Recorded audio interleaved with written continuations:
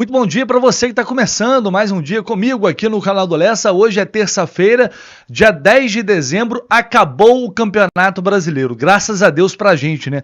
Acabou a angústia, mas agora começa uma outra etapa, porque o futebol, na verdade, ele não para nunca, né? A gente não para nunca. Agora começa uma outra preocupação. O que será do Fluminense na temporada 2025? Que time o Fluminense terá para a próxima temporada? Ou melhor, que nível de time para disputar títulos com condições de voltar a ser competitivo? O Fluminense vai ser agressivo no mercado? Vai ter capacidade de investimento para trazer bons jogadores, para substituir os jogadores de qualidade que saíram e os que ainda provavelmente vão sair? A barca vai zarpar, tem muita coisa para acontecer nos próximos dias, até o fim de dezembro, principalmente porque dia 11 de janeiro o Campeonato Carioca já começa. Então vai ser um ano também com um calendário atípico, muito cheio devido à disputa do Mundial de Clubes, e o Fluminense precisa, agora com a permanência na Série A garantida, olhar para frente e correr contra o tempo com esse planejamento, que depende, obviamente, de um treinador.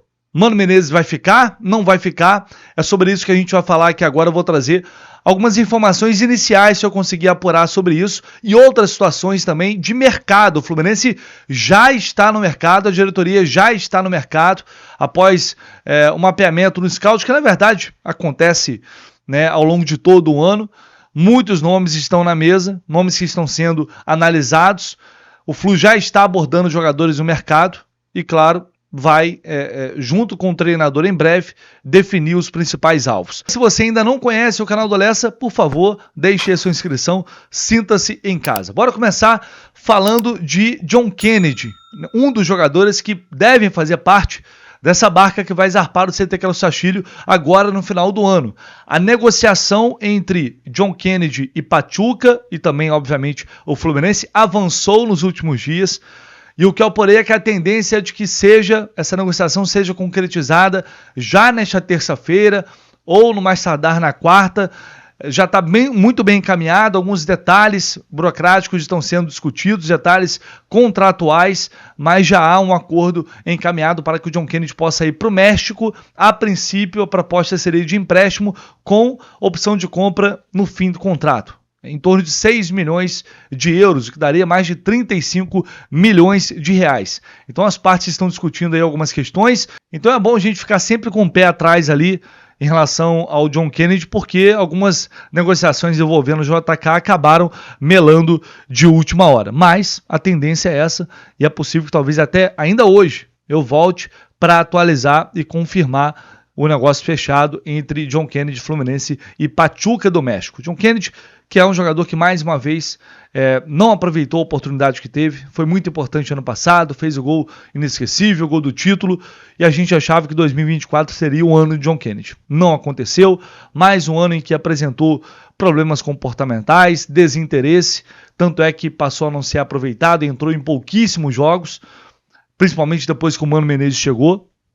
E a resposta que o John Kennedy dá ao torcedor é essa aí que eu vou colocar na tela para vocês. O torcedor foi lá criticar o John Kennedy, pedindo para ele sair do Fluminense, xingando, criticando, mas enfim, a resposta dele foi essa daí. Então isso mostra a preocupação do John Kennedy. Aliás, a preocupação dele com o Fluminense é demonstrada em muitos momentos, quando, por exemplo, às vésperas agora do jogo decisivo lá no Allianz, ele estava na noitada, virando noite, e pouco se lixando para o que estava ocorrendo, para o momento do clube, e não é nenhuma surpresa também vindo dele, infelizmente, né? A gente já teve vários e vários exemplos nesse sentido, e ainda mais com o Germancano num ano muito ruim, contar com o John Kennedy bem teria sido muito importante, mas em nenhum momento ele de fato se apresentou em condições. Então o destino é esse, a tendência é de que ele seja emprestado, com essa opção de compra junto lá ao Pachuca. Falar sobre John Ares agora, porque depois do jogo de domingo, surgiu uma informação através de um torcedor, Bruno Morales, já troquei ideia com ele no Twitter, um cara maneiro. Ele trouxe a informação dizendo que tinha uma fonte, né, dentro do clube, que havia garantido que o John Ares foi vendido em novembro, no dia 6 de novembro. Ele já estava vendido, jogando após ser vendido, supostamente desde o dia 6 de novembro. E aí o Dedé Onelei, que é da Web Rádio Fluminense, grande parceiro, grande amigo também, que tem algumas pontes no Fluminense, ele confirmou essa notícia hoje dizendo que de fato ele já estava vendido lá em novembro. E aí o John Ares foi lá, e num tom meio que de brincadeira, mas foi lá e desmentiu. Vamos parar de falar bobagens. Uma coisa que ele tinha falado sobre outra situação anos atrás envolvendo aí a esposa dele, que tinha sido criticada na época por discurso contra a vacina e tal. E aí ele soltou essa pérola aí, vamos parar de falar bobagens. E repetiu agora. Então o John Ares desmentiu. Isso significa que ele vai continuar no Fluminense na próxima temporada? Significa que ele não vai ser vendido? Evidentemente que não. Todo mundo sabe que o Ares deseja sair há muito tempo. Ele ia sair no meio do ano. A diretoria do Fluminense recusou a proposta do Galatasaray, não aceitou a oferta. Isso gerou um desgaste do caramba na época, todo mundo sabe disso. Muita polêmica. E agora, se essa proposta se repetir, a tendência é de que ele seja vendido. Outros clubes demonstraram interesse no Ares. No Brasil, esquece. O Fluminense já disse, para o Brasil ele não sai. Então, pode ser que outro clube do exterior apresente alguma proposta, e isso seria bom, evidentemente, porque se você tem mais propostas, o valor tende a subir. E o Fluminense pode ganhar mais com essa venda do John Ares. Mas, por enquanto, a informação que eu tenho é de que não tem ainda uma proposta, não tem uma negociação em andamento. Isso pode mudar a qualquer momento, porque agora a temporada acabou, o Fluminense vai definir a sua vida, o Ares vai querer definir a vida dele também. E aí é possível que a gente tenha, de fato, nos próximos dias, movimentos em relação a isso.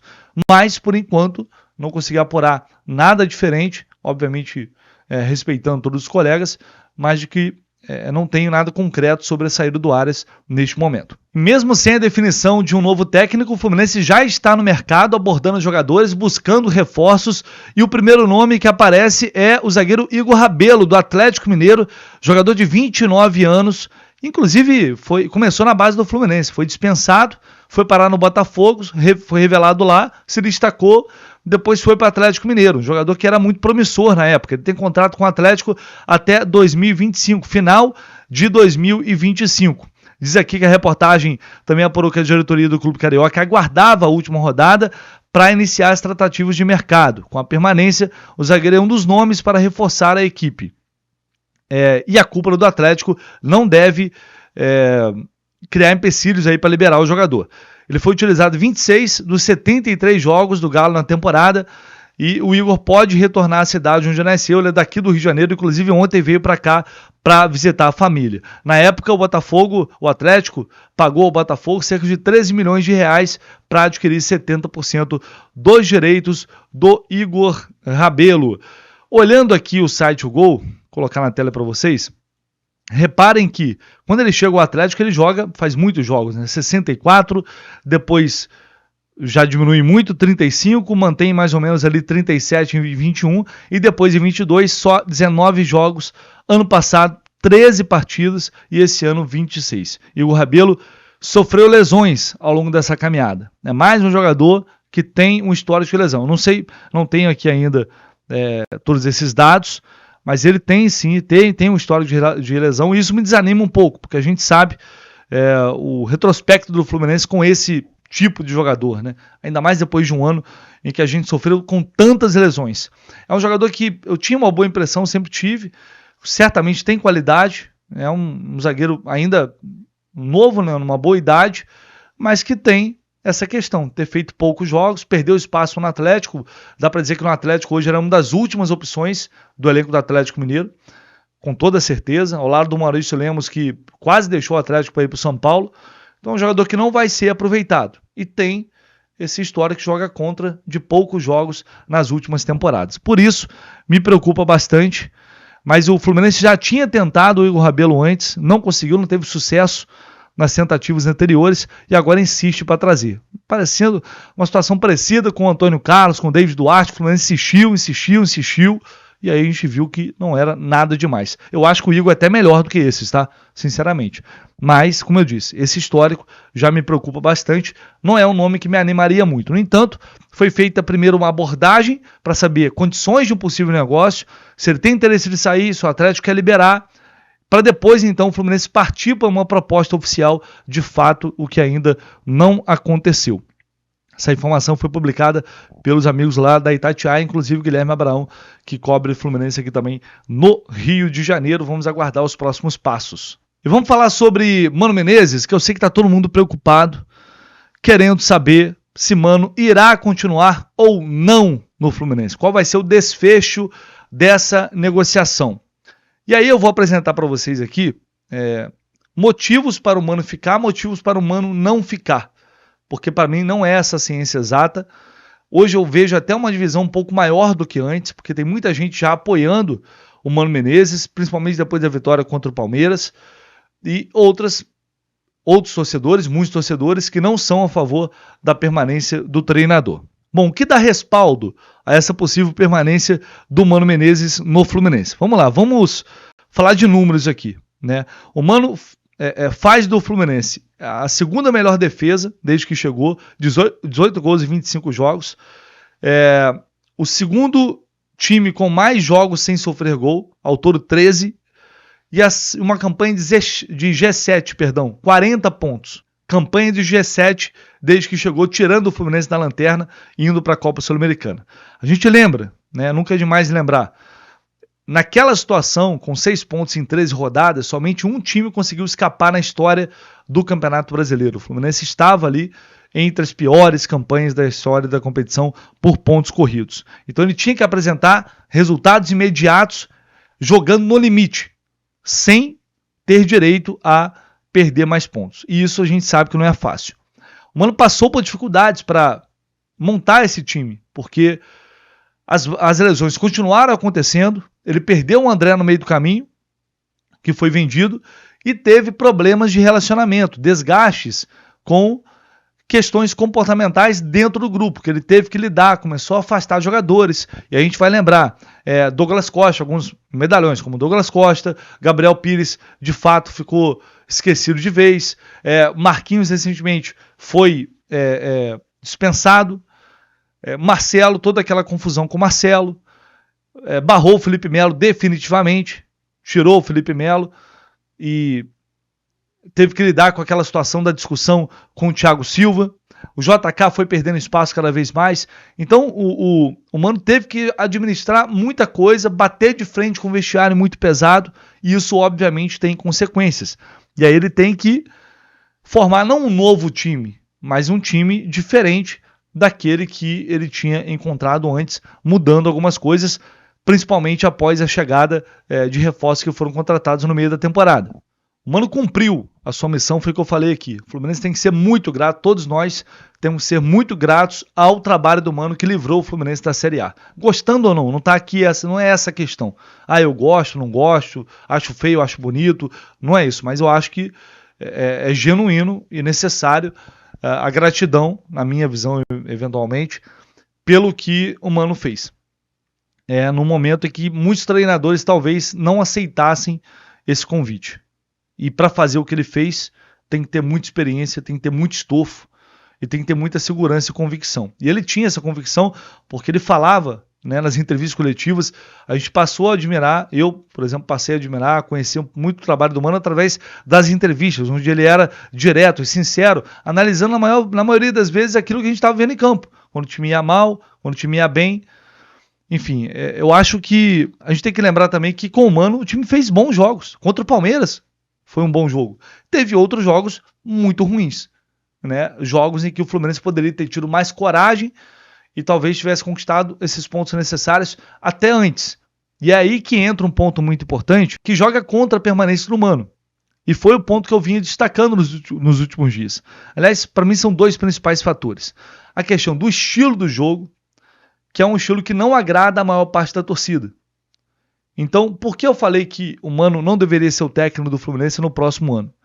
Porque há esse desgaste com o torcedor, que foi intensificando à medida que o tempo foi passando e o Fluminense continuou ali na luta, batalhando para fugir do Z4, e teve algumas atuações de fato ruins. As eliminações nas Copas tiveram um peso muito grande e atrapalharam nesse sentido.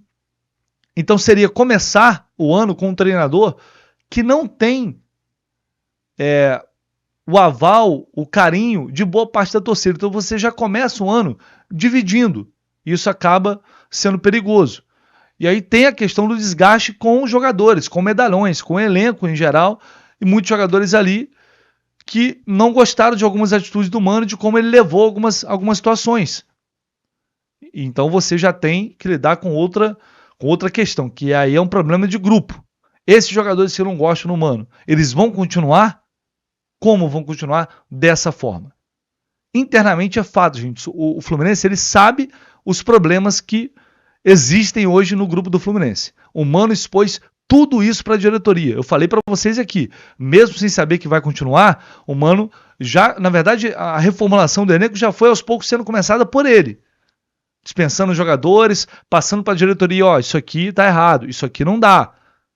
Então ele já foi dando o mapa ali, mostrando, ó, se eu ficar, vocês já sabem o que eu vou querer, o que eu não vou querer. Então o Fluminense, ele tem um diagnóstico interno e a diretoria sabe onde tem que atacar para resolver os problemas desse ano e não levar problemas iguais ou semelhantes para 2025. Então, se ele ficar, Felipe Melo, por exemplo, é um jogador que não vai continuar. E outros jogadores, John Kennedy já está prestes a sair, mas enfim, outros jogadores aqui não vão atuar com o Mano Menezes. E se ele tiver o aval para isso, ele vai mais uma vez tomar atitudes fortes e começar a montar o elenco ali que na cabeça dele, obviamente dentro das condições do clube, faz mais sentido de acordo com a forma como ele joga. Além disso, outra grande preocupação que eu tenho é quem vai vir para o lugar do Mano Menezes, quem vai ser contratado. Vai ser um técnico melhor do que o Mano? Porque se for para trazer 6 meia dúzia, se for trazer um Odair Hellmann, eu prefiro a continuidade do Mano. Simples assim. Porque, na minha opinião, para demitir um treinador que fez o trabalho que ele fez, fazendo 40 pontos, mantendo o Fluminense na Série A, eu quero pensar grande, eu quero pensar fora da caixinha, eu quero um negócio mais ousado, mais arrojado. Beleza, mas então traz um cara que realmente a gente vai chegar e falar, pô, esse aqui tem tudo para ser melhor. Eu prefiro esse.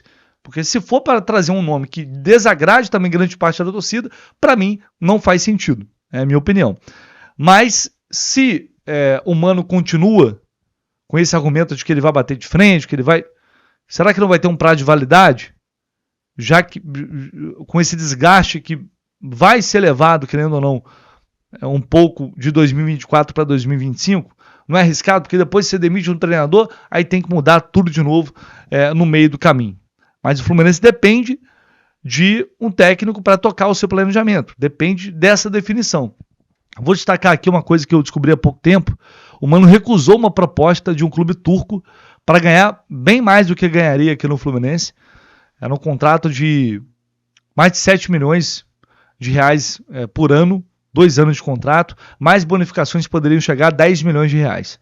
Na época, o Fred pegou o telefone, ligou para o Mano e depois dessa conversa com o Fred, o Mano decidiu vir para o Rio para fechar a negociação e assinar com o Fluminense. Ele até brincou na coletiva que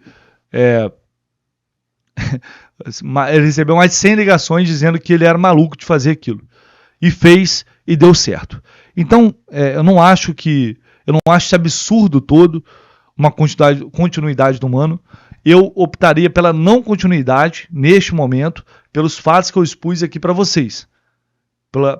Principalmente por essa questão do desgaste com o torcedor, por ele não ter o apoio da arquibancada. E isso a gente sabe que tem um peso, de um modo geral, né? Sabe que tem um peso. Se os resultados não chegarem, a cobrança vai ser muito grande e aí a gente sabe o que acontece. Então tem o desgaste com o torcedor e também esse desgaste interno com os jogadores e até outros funcionários, diretoria, não sei como ficou o relacionamento dele, mas enfim, foram dias desgastantes e intensos. E isso mexe com muita coisa. Por isso a informação que eu trouxe é de que é necessário aparar ali arestas, é necessário conversar sobre coisas que acabaram talvez não ficando bem resolvidas. Tá? Minha visão é essa. Acho que existe sim essa possibilidade do Fluminense manter o Mano Menezes pela característica do Mário Bittencourt como presidente. Não dá para descartar essa possibilidade. Mas o meu intuito aqui foi trazer aspectos positivos e negativos em relação ao time dele. O Mano, ele montando o elenco, será que a gente pode esperar um time mais um pouco mais ofensivo, um pouco mais corajoso, tendo peças para isso? Não sei, esse ano o Mano ele teve dificuldades, como eu disse, para montar a equipe. E isso faz com que você tenha que, às vezes, ser um pouco mais precavido. A situação do Fluminense era uma situação de limite extremo. Então você não dá para arriscar muito. Você tem uma margem muito pequena de erro. E isso faz parecer que o Mano é totalmente retranqueiro, o que eu não concordo. Contra o Palmeiras, por exemplo, o Fluminense foi retranqueiro? Foi um time retrancado? Não foi. Pelo contrário, só ganhou o jogo porque teve coragem para jogar, mas em outros momentos não teve.